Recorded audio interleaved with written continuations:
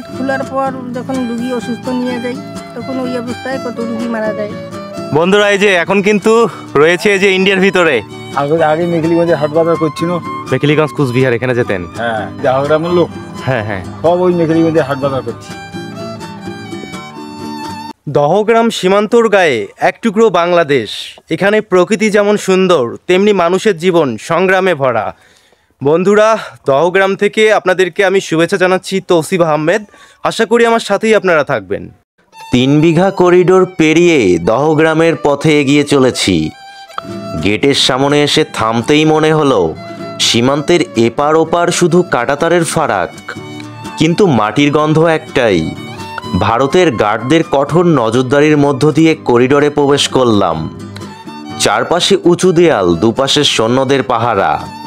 এক অদ্ভুত অনুভূতি হলো, যেন নিজের দেশেই পরদেশি হয়ে যাচ্ছি। হাঁটতে হাঁটতে চোখে পড়ল দুপাশে গ্রাম্য দৃশ্য, এপারে ভারত ওপারে বাংলাদেশ, কিন্তু প্রকৃতির ভাষা এক, মানুষের মুখের ভাষাও এক। করিডোরের শেষ প্রান্তে এসে বাংলাদেশের পতাকা দেখতে পেলাম।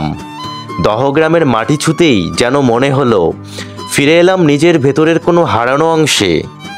চাচি আসসালামু আলাইকুম। ওয়ালাইকুম সালাম। কেমন আছেন? আলহামদুলিল্লাহ। এই দহগ্রাম সীমান্তেই বাসা আপনার? হ্যাঁ। কত বছর হলে আছেন এখানে? বহু বছর থেকে আছি তো এখানে। আমার তো স্থানীয়। ছোট থেকেই আছেন তাহলে এখানেই? না, এখানে তো আমার তো শ্বশুর বাড়ি। এখানে শ্বশুর বাসা? আচ্ছা, তাও তো অনেক বছর হলে আছেন।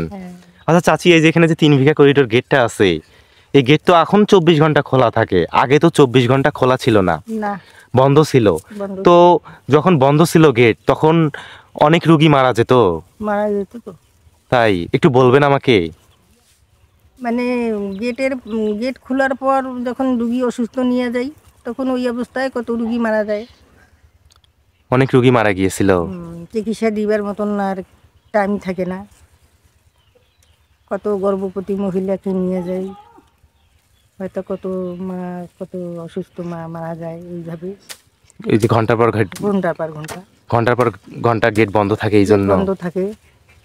কতজন মানে ঘন্টার পর ঘন্টা মানে টাইম লুজ হয়ে যায়, তখন আসতে পারে না, তখন ওই পাশে থাকে, কষ্ট করেই থাকে না। আপনাদের সংসার কিভাবে চলে? গরিব সংসার। চাচা কি কাজ করে? নাই, তোমার চাচা মারা গেছে। আপনার ছেলেরা আপনাকে দেখাশোনা করে না? হ্যাঁ, করে না। বাহ। কোথায় যাচ্ছেন এই বস্তা নিয়ে? ছাগলের ঘাস কাটবো। ছাগলের ঘাস? এই তো ভারত দেখা যাচ্ছে, এই যে ভারত, এই যে ভারত দেখা যাচ্ছে। ছাগলের ঘাস কাটবেন না? আচ্ছা, ভালো থাকবেন। হ্যাঁ, আসি। আসসালামু আলাইকুম। বন্ধুরা, এই যে গাড়ি যাচ্ছে, ভারতের গাড়ি দেখুন। এই যে ভারতের গাড়ি চলে যাচ্ছে, এই দেখুন ভারতের রাস্তা। ইন্টারেস্টিং বিষয়টা দেখুন, এই যে 2টা গাড়ি চলে যাচ্ছে। কুচবিহার চলে যায় এই রাস্তা দিয়ে। কুচবিহার যায় না চাচি? এখানে ধাপড়া। এই যে চাচির সাথে কথা বললাম বন্ধুরা, এই চাচি, এই যে ওনারা এই ভারতের পাশেই, এই বর্ডারেই এখানেই থাকে ওনাদের বাসা। এই দেখুন তো দূরে ওটা ভারতের কি দেখা যাচ্ছে? মসজিদ না, অঞ্চল অফিস না? ভারতের যে অঞ্চল অফিস দেখা যাচ্ছে, এই দেখুন ওই যে দূরে।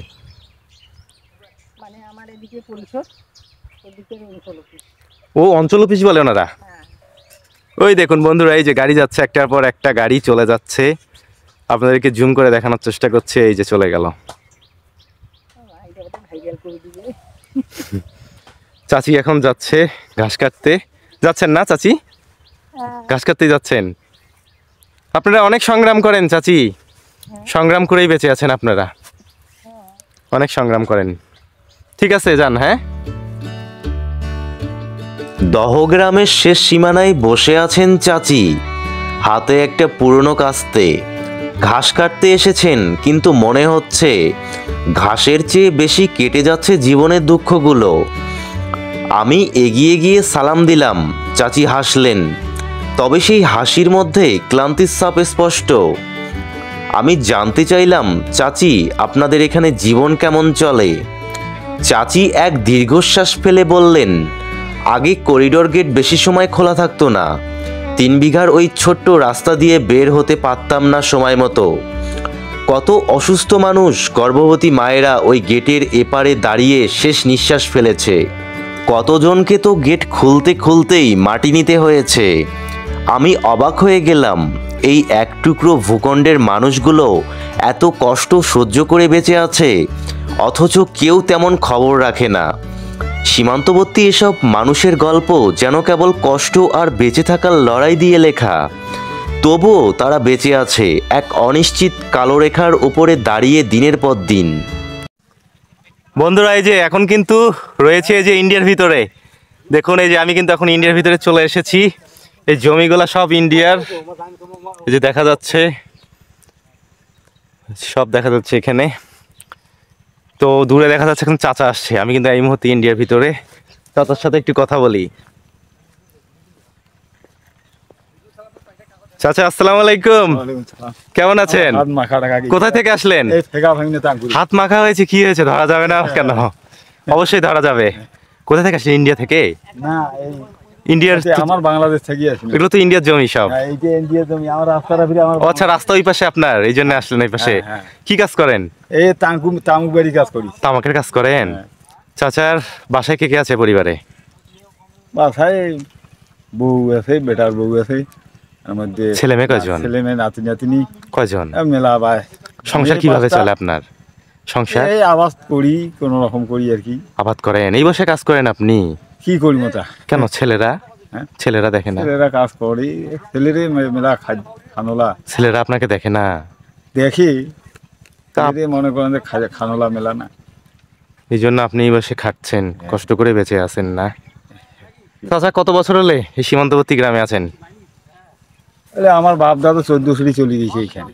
14 গোষ্ঠী আমারও- এখানে? হ্যাঁ, এখানেই আছেন আপনারা? হ্যাঁ, এখানে আমরা একদম স্থানীয়। আপনারা ভারতে যান না? আগে ভারতে যেতেন? আগে মেঘলিগঞ্জে হাট বাজার করছিল।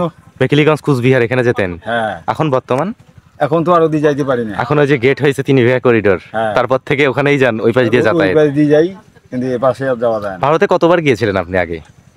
আগেবারে সবসময়ের জন্য চলাফিরা হাট বাজার করছি। আর কি কি করতেন ওখানে? ওখানে মনে করেন যে ওখানে ওই কামাইও করছিল। কামাই ওখানে সব? হ্যাঁ। ওখানেই কাজ করতেন? হ্যাঁ। কি টাকা দিত? বাংলাদেশি টাকা না ইন্ডিয়ান? এটা ছিল ইন্ডিয়ান টাকা ছিল। আমাদের এদিকে সবাই তো মেঘলিগঞ্জ, এই ডাহগ্রামের লোক হ্যাঁ হ্যাঁ, সব ওই মেঘলিগঞ্জে হাট বাজার করছি। ওখানেই হাট বাজার করতো। তখন মনে করেন আসিয়া এই ওইখান থাকিয়া হুম হুম খাইতে খাইতে খাইতে খাইতে হুম। ওই এরশাদ সরকার আসি গেল। তারপর তো আচ্ছা। আমার এখানে actually তারপর থেকে যে গেট হলো না? হ্যাঁ, আচ্ছা, ঠিক আছে চাচা, আপনি পরিশ্রম করছেন, বাসা যান। হ্যাঁ, ভালো থাকবেন। আসসালামু আলাইকুম। 3 বিঘা করিডোরের গল্প শুনলে সত্যি এক বিচ্ছিন্ন জনপদের দীর্ঘদিনের কষ্টের চিত্র সামনে ভেসে ওঠে।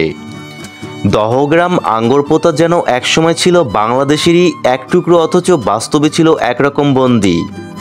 সীমান্তের ওপারে ভারত, চারপাশে কাঁটাতারের বেড়া, আর যাতায়াতের উপায় ছিল না বললেই চলে। সেই চাচার মতো অনেকেই হয়তো জীবনের বেশিরভাগ সময় কাটিয়েছেন এই বন্দিদশার মধ্যে। আগে যখন করিডোরের সুবিধা ছিল না, তখন নিত্য প্রয়োজনীয় সবকিছুই ভারত থেকে আনতে হতো। বাজার করা, চিকিৎসা, এমনকি স্কুলে যাওয়া, সবকিছুর জন্যই ভারতীয় প্রশাসনের অনুমতির দিকে তাকিয়ে থাকতে হতো। রাত হলে যেন গোটা গ্রামটাই নিঃসঙ্গ হয়ে যেত।